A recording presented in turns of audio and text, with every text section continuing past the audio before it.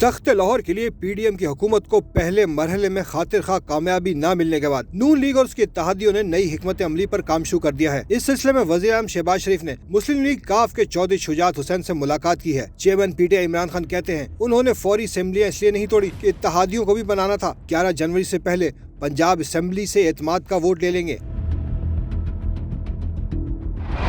इमरान खान ने कहा कि एस्टेब्लिशमेंट से कोई राब्ता नहीं, लगता है अप्रैल में इलेक्शन होने जा रहे हैं। जब 2 असेंबलियां टूटेंगी तो इंतखाब कराना पड़ेगा। असेंबलियां तहलील होने के बाद इलेक्शन ताखीर का शिकार हुए तो उन्हें फिर भी फर्क नहीं पड़ता। पीडीएम ने इमरान खान की 23 दिसंबर को पंजाब और खैबर पख्तूनख्वा असेंबली तहलील करने की हिकमत अमली नाकाम बनाने का दावा किया था, लेकिन अब नजर ये आ रहा है कि हुक्मरान इत्तेहाद को वो कुछ हासिल नहीं हुआ जिसकी वो तवक्को कर रहे थे। मीडिया रिपोर्ट्स के मुताबिक पीडीएम ने तख्त लाहौर के लिए जोड़ तोड़ और राब्ते फिर तेज कर दिए हैं। पहले मरहले में नाकामी के बाद पीडीएम ने पंजाब असेंबली के खास अरकान से हतमी राब्तों के लिए जामा मनसूबा बंदी तैयार की है। प्लान बी पर गौर के लिए वज़ीर आज़म शहबाज शरीफ और मुस्लिम लीग काफ के सरबराह चौधरी शुजात की अहम मुलाकात भी हुई, जिसमें ये तजवीज़ सामने आई कि अब उन अरकान से राब्ता किया जाएगा जो मुबैना तौर पर पंजाब की हुक्मरान जमातों से इख्तलाफ रखते हैं। इस काम को पाए तकमील तक पहुँचाने के लिए आसिफ जरदारी, चौधरी शुजात, जहांगीर तरीन और नून लीग के अहम रहनुमा की खिदमात हासिल की जाएंगी। प्लान बी के तहत कायदे हिज़्ब इख्तलाफ हमजा शहबाज 5 जनवरी तक लंदन से वापस आ सकते हैं।